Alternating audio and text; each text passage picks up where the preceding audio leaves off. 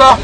للأسف السيد الرئيس قابل كثير من طوائف الشعب المصري ومن المواطنين، ونحن نحترم هذا وده حقهم، إلا أن السيد الرئيس لم يقابلنا حتى هذه اللحظة. وكان التفاوض وكان التشاور مع مؤسسة الرئاسة عن طريق المستشار محمد فؤاد جد الله اللي هو استقال مؤخرا، اللي هو كان يشغل منصب المستشار القانوني لرئيس الجمهورية. إلا أن خلال طول هذه الفترة من بعد تولي الرئيس محمد مرسي لم يتم حل قضيتنا، حتى الأحكام القضائية لم تنفذ. قلنا برضو نصبر ونظل مع السلك القضائي أو المحور في الطريق القضائي. وجدنا مؤخرا وزارة الداخلية بتزداد في العنف والإقصاء معانا لدرجة غير معهودة لم تحدث حتى في عهد المخلوع محمد حسني مبارك. وجدنا أنفسنا وزارة الداخلية رفضت إن هي تستخرج لنا بطاقات رقم قومي. فدلوقتي كل اللي قدامكم دول لا يحملون تحقيق إثبات شخصية أصلا. وده طبعا نعلم جميعا ان جميع المؤسسات الحكوميه في التعامل معها بيتم عن طريق بطاقه الرقم القومي. فتوقفت جميع معاملاتنا سواء المعاملات البنكيه سواء المعاملات البريديه تضييق غريب جدا.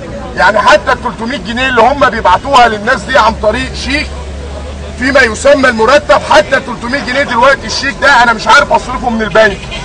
طبعا تعسف رهيب واقصاء شديد لم نعهده حتى ايام المخلوع. فاحنا قلنا الكلام ده ما ينفعش، ونحن نعلم جيدا خطط القيادات الفاسده اللي موجوده داخل وزاره الداخليه واللي ما زالت موجوده، واللي دايما بتلجأ في الخطط لتشويه الخصم. فهم بيضيقوا علينا حتى يدفعونا دفعا استخدام العنف، لان طبعا يعني انا دلوقتي اصبحت فاقد لجميع حتى حقوق ابسط مواطن موجود في الدوله، علشان بعد ما نلجأ للعنف يتم تشويه الصورة ويتم التعامل معنا ايضا بعنف. لكن احنا هنفوت عليهم هذه الفرصة باذن الله تعالى، وهنلجأ للمالك الحقيقي للسلطة في مصر عقب ثورة 25 يناير، السلطة الحقيقية اللي بتجيب كل السلطات سواء حتى المؤسسة الرئاسية او جميع المؤسسات التشريعية اللي موجودة، وهو الشعب وهو المواطنين. لان احنا جزء من هذا الشعب، احنا جزء من هؤلاء المواطنين، وهم بفضل الله والحمد لله هم اللي واقفين معانا. واحنا جايين النهارده وهم تضامنوا جايين واقفين معانا عشان نوصل رساله للسيد الرئيس ونقول له حل موضوعنا، واحنا عايزين نقابلك ونقعد معاك زي ما حضرتك قابلت كثير من الفنانين وكثير من الفنانات وكثير من الكتاب وكثير من القوى السياسيه، بل وكثير من المظلومين. نحن نرى ان الاكثر ظلما الان في مصر هم مجموعة الضباط والامناء والافراد الملتحين.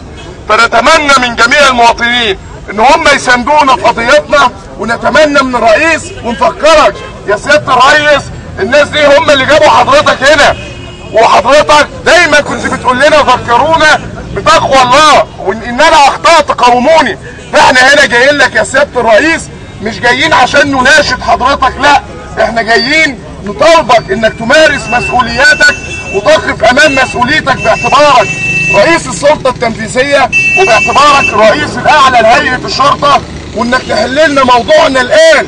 وده مش موضوع شخصي ل60 واحد فقط، لا ده موضوع كثير من الشباب وكثير من المواطنين داخل مصر اللي ارتضى لنفسه ان هو يتبع سنة النبي صلى الله عليه وسلم، وما زال حتى هذه اللحظة بيتم اقصائهم من المؤسسة الامنية ويتم اقصائهم من العمل في هيئة الشرطة، وكأننا مواطنين درجة تانية.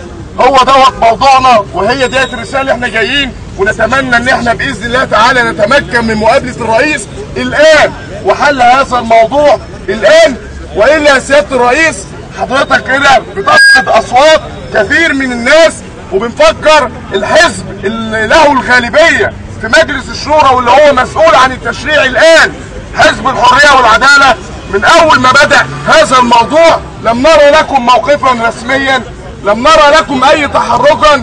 جبنا لكم في مجلس الشورى ازيد من ال7 شكاوى، وانتم طبقا للماده 108 من الدستور فانتم مسؤولين عن التحقيق في اي شكوى تجي لكم مع الوزير المختص، وتعلمونا بنتيجة الشكوى للاسف سكتتم عنا.